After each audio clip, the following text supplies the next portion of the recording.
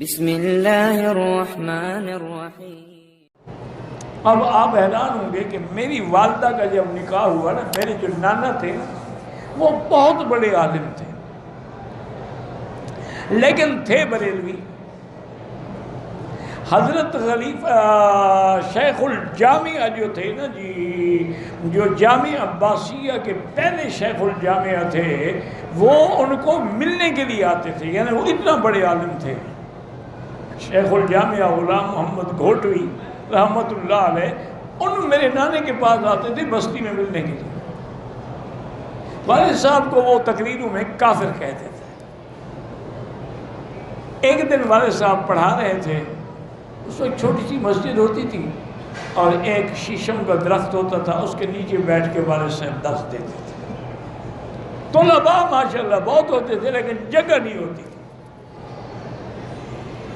دیکھا کہ مولانا آ رہے ہیں تو والد صاحب حیران ہو گئے کہ کیسے جلدی جلدی طلباء کو حکم دیا کہ حضرت کو گھوڑی سے اتارے، گھوڑی بھی پکڑے ہیں، گھوڑی کو باندھا اور حضرت کو آ کے بٹھایا۔ جیسا بھی کمرہ تھا، جیسی چار، وہ تو بڑے آدمی تھے نا، وہ نام میرے جو تھے نا، وہ اس زمانے میں بھی لاکھوں پتی تھے۔ تو حضرت والد صاحب نے عرض کیا کہ حضرت آپ کیسے تشریف لائے؟ فرمایا بھائی میری لڑکی بالغ ہو گئی ہے اور میں تمہیں رشتہ دینا چاہتا ہوں۔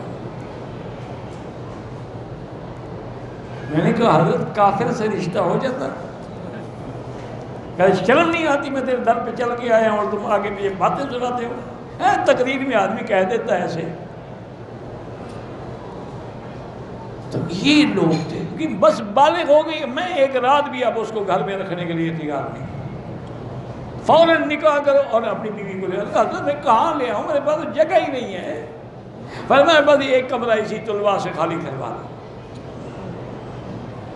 یہ جب ایسی باتیں ہوتی تھیں رشتے میں دیر ہو سکتی ہے؟ پھر اللہ نے ایسا فیض کیا کہ والد صاحب پہ علامہ انور شاہ کاشمیری رحمۃ اللہ علیہ کی دعا سے اللہ نے خزائن السماوات والارض کے دروازے کھول دیے۔ والد صاحب فرماتے تھے کہ دولت دروازے توڑ کے نہیں آئی، میرے پاس تو پھاٹک توڑ کے آ رہی ہے۔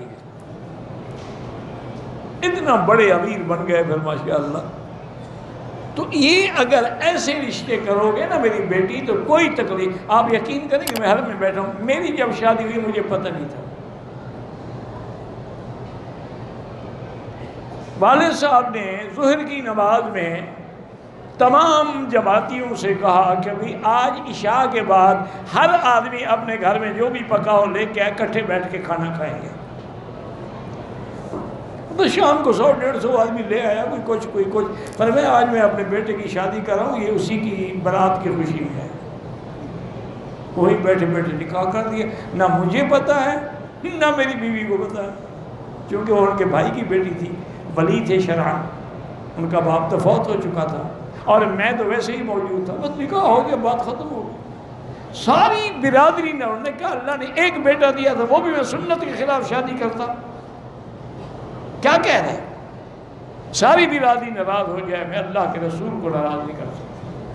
بس سنت ہے، نکاح ہو گیا، جیسے حضور کے ہوا بی بی زینب کے بارے میں، اور میں بھی گھر سے کھانا لے آؤں، وہی کھلا دیا۔ فرمایا بابا یہی ولیمہ، تو میں نے آج جو سنت پہ عمل کر لیا ہے، اور مجھے کیا چاہیے؟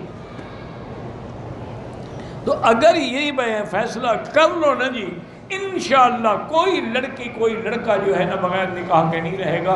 اور اس دور میں یہ ضروری ہے کہ جب لڑکی لڑکا بالغ ہو شادی کر لو، تاکہ وہ گناہوں سے بچ جائے، کیونکہ اب پورے دنیا کے اندر شیطان ناچ رہا ہے، اور موبائل کے ذریعے اسے تمہارے ہاتھ میں شیطان پکڑا دیا ہے۔